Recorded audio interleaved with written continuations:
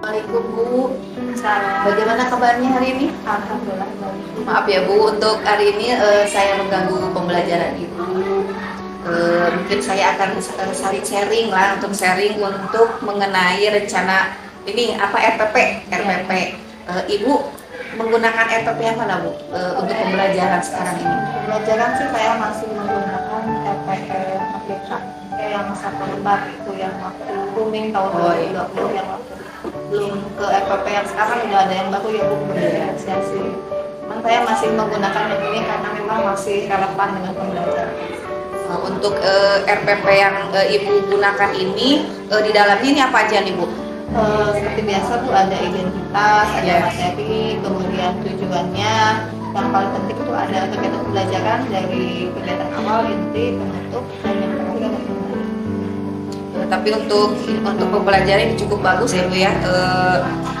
Mungkin karena kan Ibu sudah mendengar ya, untuk sekarang ada kurikulum Merdeka, kemudian RPP-nya itu menggunakan RPP berdiferensiasi. Nah, untuk ini eh, nggak apa-apa kan, saya akan nambah sedikit Iya, gitu iya. ya. Kita saling sharing aja gitu ya untuk menambah RPP kelengkapan Ibu ya. Nah, yang ada di Ibu ini RPP Ibu sudah baik, sudah karakternya sudah kreatif, berpikir kreatif dan bergotong royong juga ada.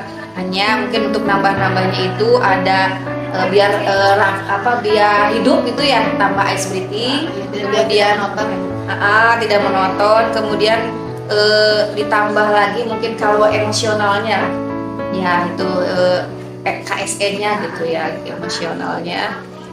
Kemudian ditambah mungkin ini ada untuk LKPD-nya ya Bu. Gak apa-apa kan Bu ya? Iya, nggak apa-apa Bu.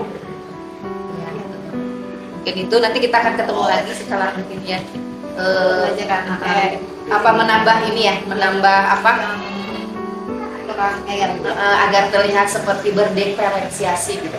Jadi ada penambahannya LKPD, kemudian di dalam pembelajaran kelompok, ice breaking, kemudian ya untuk stopnya ya, untuk KST-nya. Gitu ya Bu ya. Maaf ya Bu ya mengganggu. Kita sharing aja ya. Kita tidak ada yang pintar, tidak ada yang lemah. Biar menambah ilmu. Nah, terima kasih ya Bu. Assalamualaikum. Better now that we're older.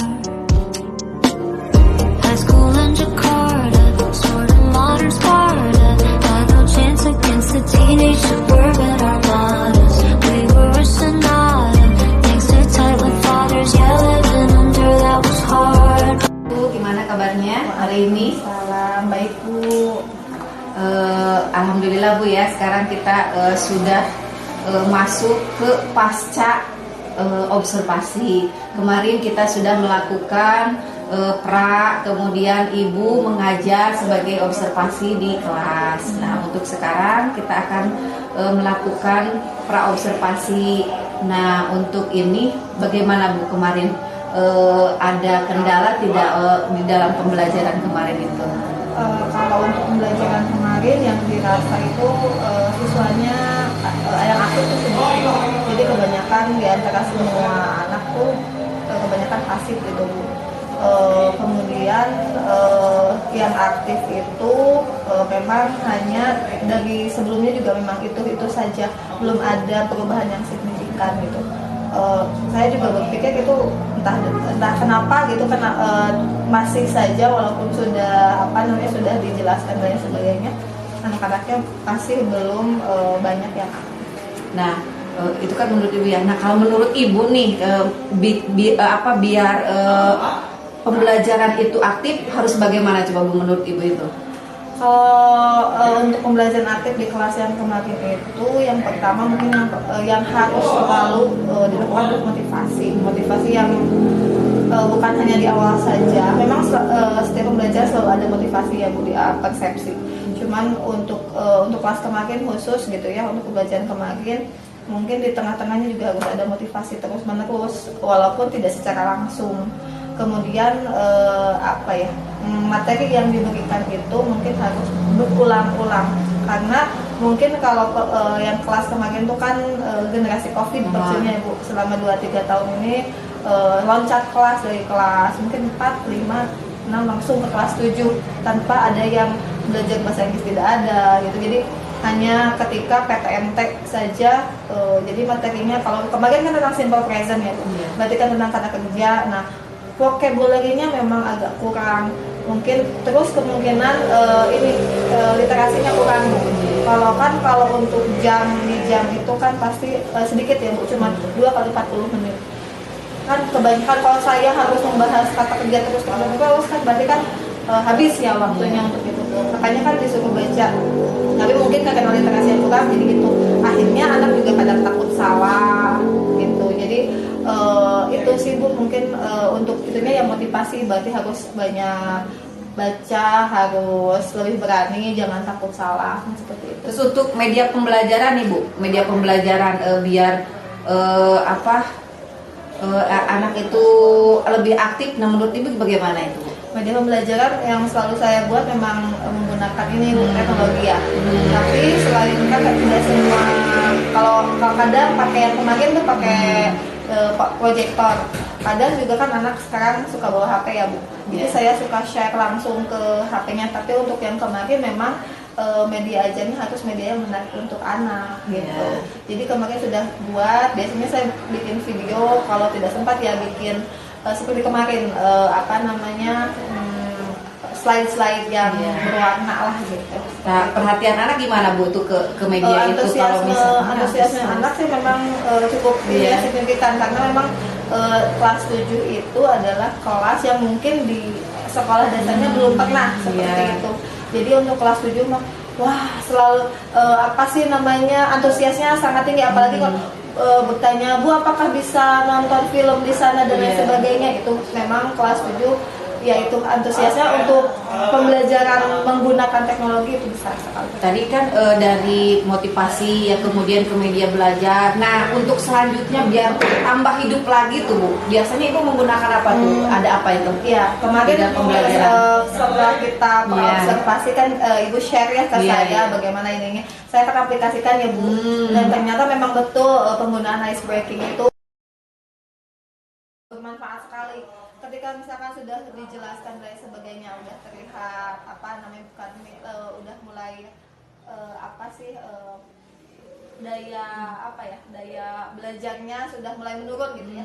Nah, jadi meningkat lagi gitu ketika ice breaking, walaupun hanya sebentar ya 5-10 menit. Tapi itu memang berpengaruh terhadap penerimaan materi di anak itu, walaupun memang tidak signifikan langsung gitu ya, karena memang karakter anak itu berbeda-beda. Iya, jadi dari bermacam itu ya kriteria sehingga akhirnya akan terlihat ya Bu ya itu pembelajaran yang menggunakan RPP berdiferensiasi itu ya Bu. Jadi yang berpihak kepada murid itu ya. Nah, untuk selanjutnya nih Bu, rencana ke depan nih bagaimana Ibu? Rencana ke depannya? Kalau untuk rencana yang dirasakan sekarang kurang gitu ya Bu, saya akan perbaiki. Kemudian kalau untuk ini langsung diaplikasikan. Yang kemarin kan ada ilmu baru yang ice breaking tengah-tengah itu, insya Allah diaplikasikan. Kemudian media pembelajaran selalu ada yang baru yang menarik sehingga anak tertarik. Dan ketiganya pasti motivasi selalu, bukan hanya di persepsi tapi di pertengahan, bahkan mungkin di akhirnya juga harus, karena untuk menarik minat siswa itu agar tertarik lah, minimal tertarik dulu, terus jangan takut salah itu nomor sekian, yang penting berani dulu itu, mungkin itu dulu Bu yang kemudian materi-materi memang harus dipermudah, karena memang sekarang materi untuk kelas ini mungkin ya karena itu juga ya, COVID bukan menyalahkan COVID sih, tapi memang itu berdampak sekali ya. Jadi harus disederhanakan gitu, materi-materi. Nah, alhamdulillah gitu ya. Nah, untuk aksi nyatanya nih Bu, mau dilaksanakan kapan itu Bu? Secepatnya Bu. Ketika misalnya pembelajaran besok, berarti besok harus sudah siap gitu semua dari media ajar, kemudian apa yang sudah disiapkan di RPP itu harus diaplikasikan. Nah untuk itu Bu, untuk mewujudkan itu apabila biar kesinambungan Bu ya, biar continue gitu. ada nggak Bu, teman sejawat gitu yang yang selalu membantu, yang memberi masukan kepada ibu, yang selalu mengingatkan juga? Kebetulan kalau di sini memang selalu share ya, hampir semua guru seperti itu. Cuman kalau saya karena bahasa Inggris, Iya. jadi kan biar nyambung ya Bu. Iya. Saya selalu bertanya kepada memang guru bahasa Inggris, ada sana Bu Haji Ai dan juga Bu Esi. Iya. Karena memang untuk bahasa Inggris kebetulan Bu Haji Ai kan ketua MGMP. Nah, jadi beliau juga sering memberikan masukan harusnya gini dan lain sebagainya. Ada kan kalau sekarang kan berbeda-beda pembelajarannya itu tidak seperti dulu gitu ya monoton. Kalau sekarang kan guru itu betul-betul kreatif gitu ya. Jadinya kami itu selalu di MGMP atau MGMP sekolah atau MGMP kan setiap bulan ada 1 bulan sekali selalu share gitu. Nah, untuk menambah lagi ilmu nih Bu, untuk menambah lagi ilmu mungkin akan lebih formal, itu Ibu akan kemana itu Bu? Kalau untuk menambah ilmu lagi yang banyak itu biasanya saya ikut pelatihan yang YouTube. Kan pelatihan memang sering ya Bu, sekarang ada yang online, ada yang offline. Terus kemarin tuh minggu kemarin tuh yang terakhir saya beberapa pelajaran juga ikut pelatihan Bu yang 4 hari gitu. Jadi kenapa? Karena kalau kita tidak ikut, kita tidak akan mengikuti perkembangan zaman. Jadi nggak akan tahu, oh ini teh sekarang begini gitu, seperti itu. Jadi jangan sampai kita kalah sama anak karena udah tahu media kita nggak tahu, atau tentang pembelajaran ini tentang kurikulum ataupun apapun, berarti kita harus selangkah maju di depan anak.